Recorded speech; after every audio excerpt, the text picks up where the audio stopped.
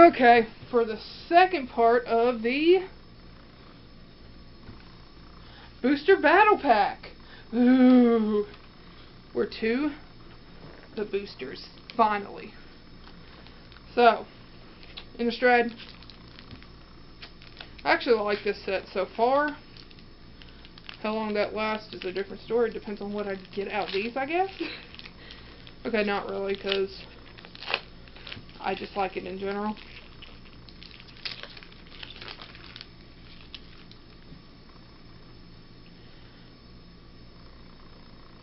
I can't remember how to say this word. But the card makes you gain 5 life. It's one of those words that I will mess up if I try to say it right now. Chaplain? Maybe? I don't know. Anyway.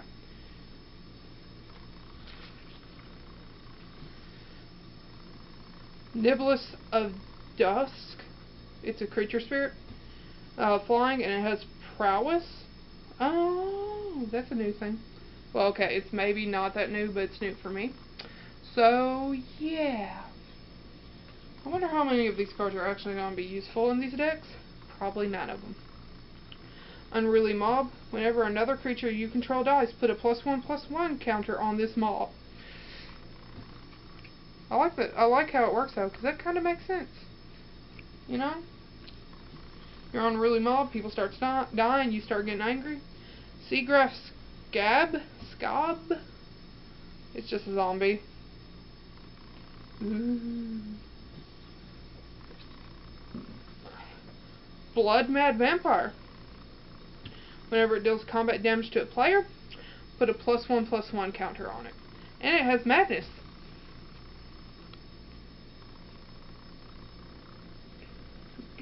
Hey look, a card I can actually use in one of the decks. Guaranteed. I will be counting how many are useful. AKA fits the colors. Moorland Drifter. It has Delirium. It has flying as long as you have Delirium. Which is 4 or more types of cards in your graveyard. It says on the card. Card types, yeah. Vessel of Nascency. Pay forest and 1, sacrifice it, reveal the top 4 cards of your library. You may put an artifact, creature, enchantment, land, or planeswalker card from among them into your hand. Put the rest into your graveyard. Can be very useful, I guess, if you know what you're doing. Vessel of Malignity. Pay a swamp and 1, sacrifice it, target opponent exiles 2 cards from his or her hand. Activate this ability only when you can cast a sorcery.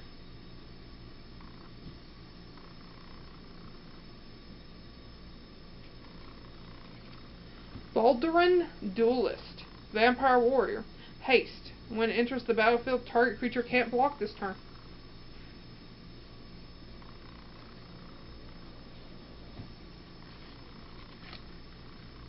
Briar Bridge Patrol.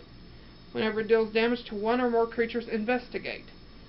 Put a clue artifact token onto the battlefield with pay 2, sacrifice it, draw a card. At the beginning of each end step, if you sacrifice 3 or more clues this turn, you may put a creature card from your hand onto the battlefield. That's actually a pretty good deal, in my opinion. Because, you know, you got some high cost cards, and you won't even have to pay for them. Invasive Surgery. Counter target sorcery spell. Delirium. Search the graveyard, hand, and library of that spell's controller for any number of cards with the same name as that spell. Exile those cards and that player shuffles his or her library. It's like 2 in the morning, if not after 2. So that could be why I don't understand this card right now.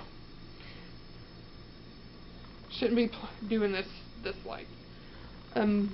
Biting Grain. All creatures get -2, negative until end of turn. And it has a madness cost. Not so big at that one because all creatures.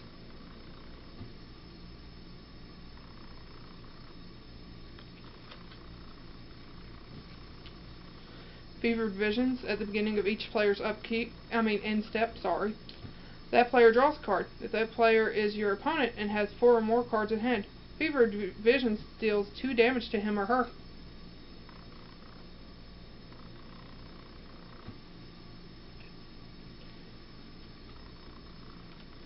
Town Gossipmonger. Tap an untapped creature you control. Transform it. And then it becomes Incited Rabble. Incited Rabble attacks each combat if able. Pay 2. Incited Rabble gets +1 until end of turn.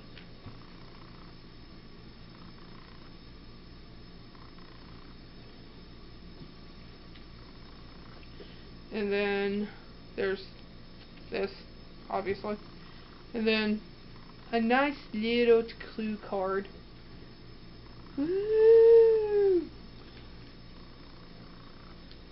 Okay, now for the other pack.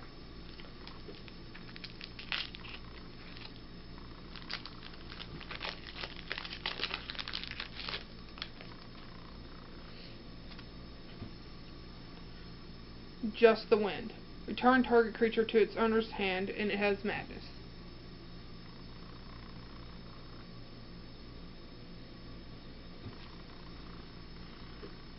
Cathar's Companion. Whenever you cast a non-creature spell, Cathar's Companion gains indestructible until end of turn. That's not a bad deal.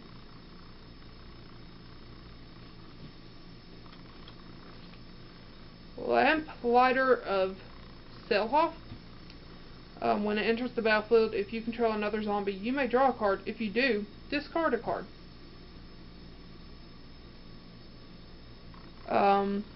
Apothecary Geist.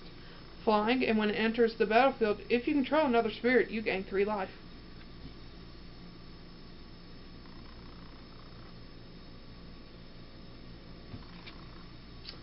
Stallion of Ashmouth. It's a nightmare horse. It has Delirium. It gets +1/+1 at end of turn if you pay a swamp and a 1. And then activate it if only. Delirium.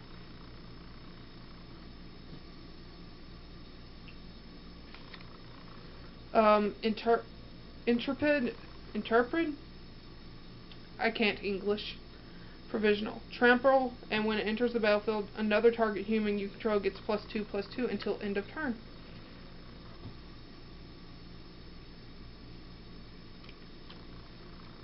Grotesque Mutation. Target creature gets +3/+1 and gains lifelink until end of turn.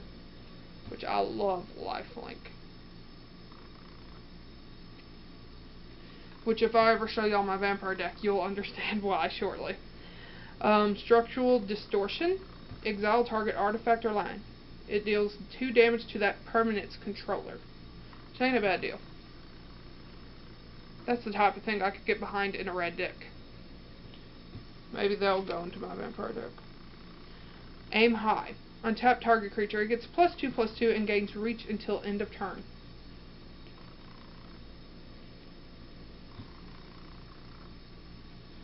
That'd be good in some decks I plan on making.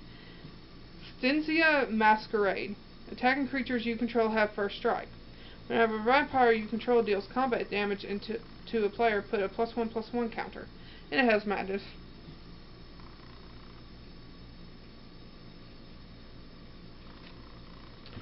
Moonlight Hunt. Choose target creature you don't control. Each creature you control that's a wolf or werewolf deals damage equal to its power to that creature. Ooh. I have a werewolf deck I plan on making. I think I know a card that might be going in it. Griffin's Boom. Enchantment Aura. Enchant creature. Enchanted creature gets +1 and has flying. +1 attack. If you pay planes in 3, return it from your graveyard to the battlefield attached to target creature. Activate this ability only anytime you can cast a sorcery.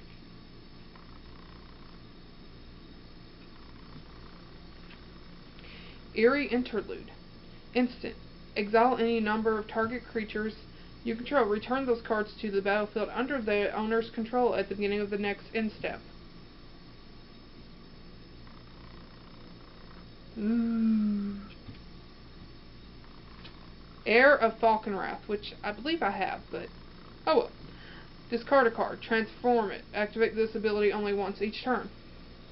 It becomes Heir to the Night and has flying and it is a 3/2.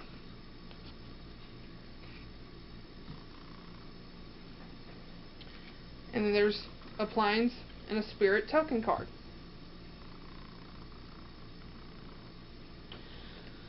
So, minus the Plains, let's see how many cards we actually got out of the 2 boosters that can be used in the 2 30-card decks. We've got 1, 2, 3, 4, 5, 6, 7, 8, and 9. Overall, it's a good deal because 2 booster packs around here cost about $8.40 plus tax, and it costs $9.90 something. So it's a good deal. But if you're a beginner, I would advise against it due to the fact that you're not going to get enough cards of one color to make a full deck, because you need a minimum 40, which most people play with 60. You ain't going to get that. But, you know, paying home rules, you'll be fine. Hopefully. Either way, it's a good deal. And I had to check it out at least once. So y'all can at least know if y'all want to buy it or not. Anyway, thank you for watching, and I'll see you some other time.